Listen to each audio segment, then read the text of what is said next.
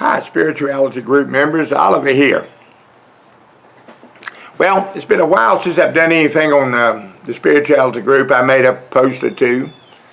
I haven't had time because I've been so busy. I've got lots of challenges in my personal life. And also I've found that I couldn't utilize Google Drive. There's two major problems there. First off, lots of people told me they couldn't open the videos, even though Google Drive said they could if they had the link. Then I discovered that you can't utilize, as far as I know, you can't utilize closed captioning, which is important if I'm going to utilize the video for a teaching program. I plan to try to teach things that I've learned over my fairly long lifetime now. I'm 82 and I have multiple medical problems. I'm hard of hearing. I wear this hearing aid, and I'm blind in this eye. And I've got heart problems, and it goes on and on, skin problems. I'm nothing to look at. I'm hoarse from aging. And I guess that's what's causing it. I've been hoarse for about a year or so. So it's difficult to understand what I say, and I have a southern accent. I'm from the deep south. And I still live in the deep south in a small little town. Love it. I live in a 112-year-old Victorian house. Fantastic. They don't make them like this anymore. So I'm blessed. But I want to talk to you about the most important question ever. And that is, what is this all about? Is this life, when it's over, is it over? Or is this just part of life? This existence that we're in. This beautiful world that we're in. It's got lots of problems too. It's I guess it's what you call the third heaven. No, I got it backwards. The third heaven is where Paul went. Apparently that is the heaven. That's the top of the line heaven. It's in another realm somewhere. Another dimension, let's put it that way, or something. And then there's the first heaven, which is earth, and earth is a combination of heaven and hell. We got lots of stresses here and lots of things to deal with. Nobody knows exactly what it is. It's apparently some kind of testing ground. I understand the people in heaven clamor to come here. That means they can't wait to get here. And then after they've been here a while, they can't wait to leave. If they have what is known as an out-of-body experience and a near-death experience, most of them, vast majority of them, go to a place where everything is bliss and they can't bear leaving. They get real depressed when they have to leave and come back to this realm. Even though the need for them to come back is great. You know, they have family members, little babies, things, all kinds of things, the reasons why they should come back.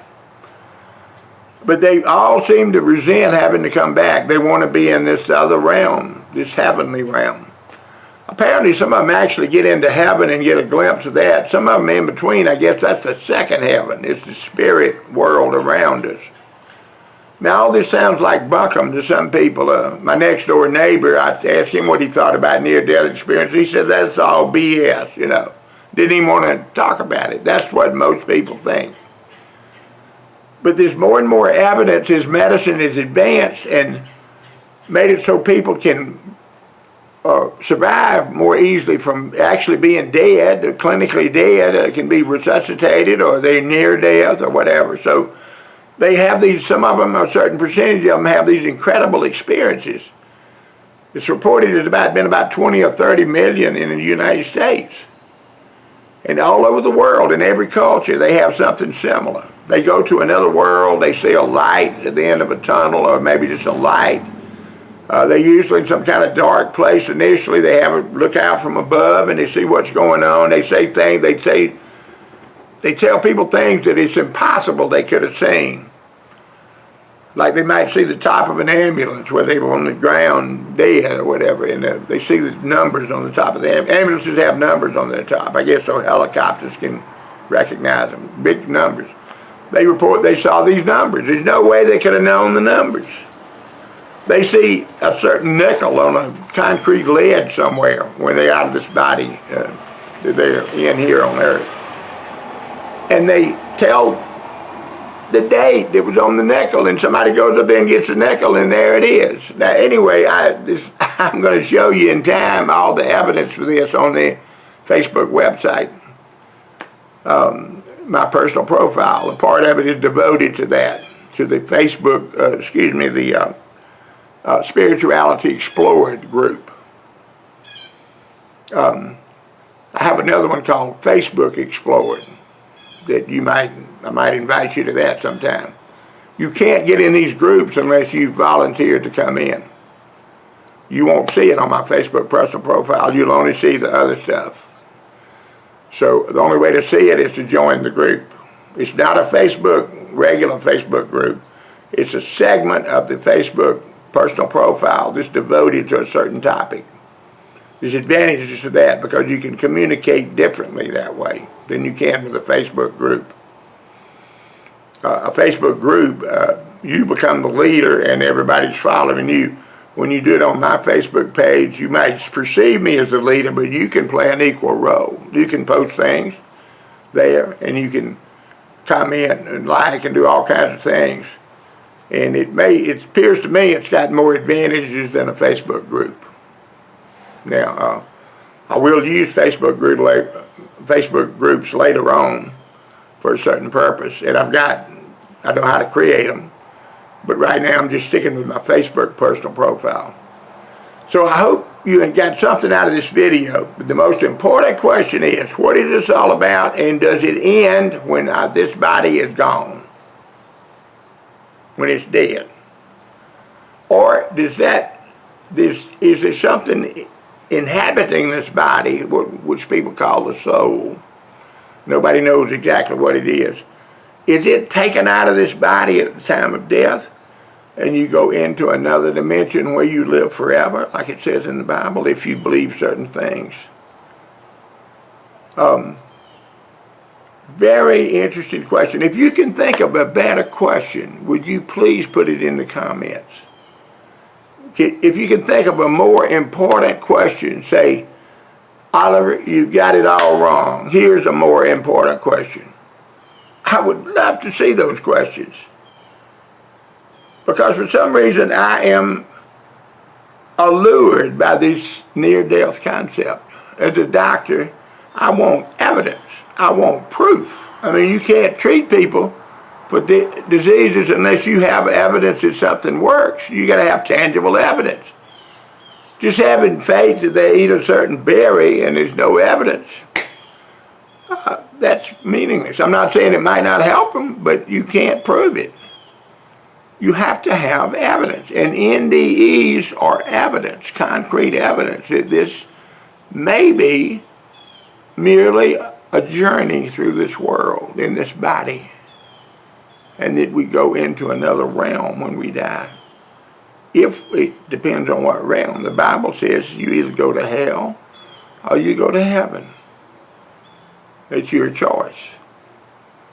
Now, I think God tries to save you all the way as far as you can go, but if you don't accept it, you're going possibly to where it's called hell. I'm not a preacher. I'm just telling you what it appears to me. Because some people that die say they go to hell, but they all get snatched from hell at the last moment. Apparently, a godlike entity comes. They say it's Jesus. That's what most of them say. This experience transforms atheists, which are very hard to talk to. I know I've been involved with some of them. They're convinced that their way is right and you cannot change it. We won't listen. No. But this near-death experience converts them into God-believing people. So that's profound. That's really something. So that's why I'm so interested in it. It appears that the more of these things you learn about, the more your personality changes in a healthy direction. You give up trying to keep up with the Joneses and trying to spend every cent you got and run up your credit cards and impress everybody and be materialistic. You just accept yourself the way you are and you go with the flow, like they say. And you learn to trying to help others to be empathetic, and you lose your fear of death. Perhaps completely, or at least it's greatly lowered.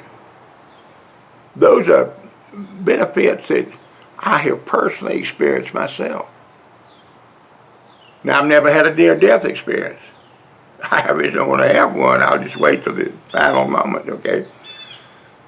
But because you apparently have to really die, to get one, a really good one.